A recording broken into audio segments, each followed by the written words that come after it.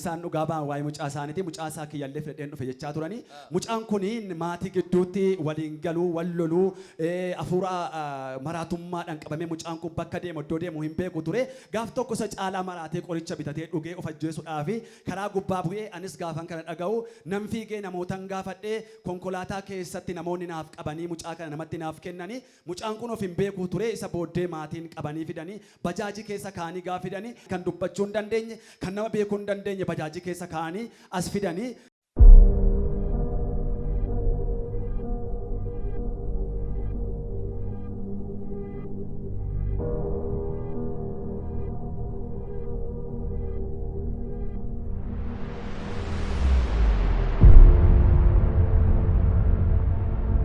Milan indeemu baadhaan bajaajii seenee maqaa gooftaa Yesuusiin ergamaa du'aarraa rukuteera.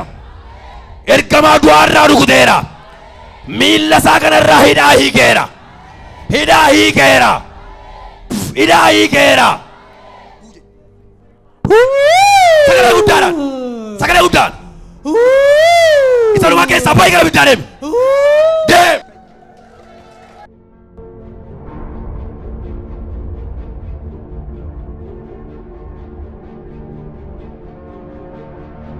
Deemi.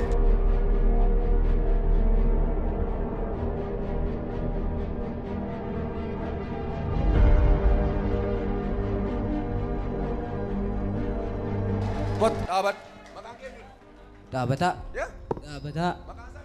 Taafasaa.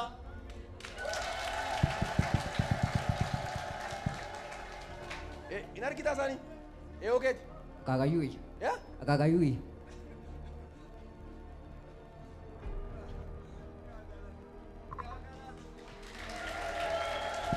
Noora.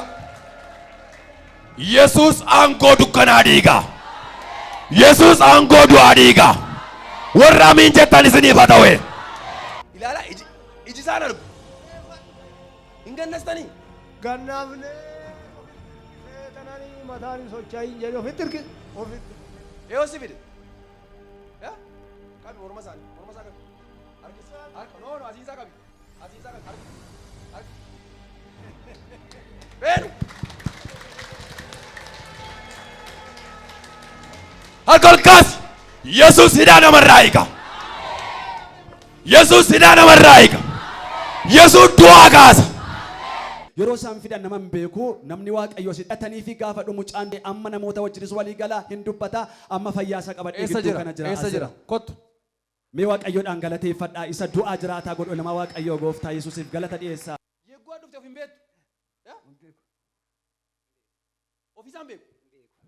Qas jedhee akkanatti akka diriiretti hafee akkatti bajaajillee seensisanii akkatti cabsanii seensisuu hin dandeenye akkasumatti seensisanii mucaan gooddanyaadhuma asitti fidee asitti yeroo fidanii kadhataniif hafuura du'aati jedhee iyyee irraa bahee yeroo sana kaasee mucaan koo fayyaadha galee maatii wajjin illee nagaadha amma rakkoon qabu har'as kunoo fidadhee tanan dhufe naa galateeffadha.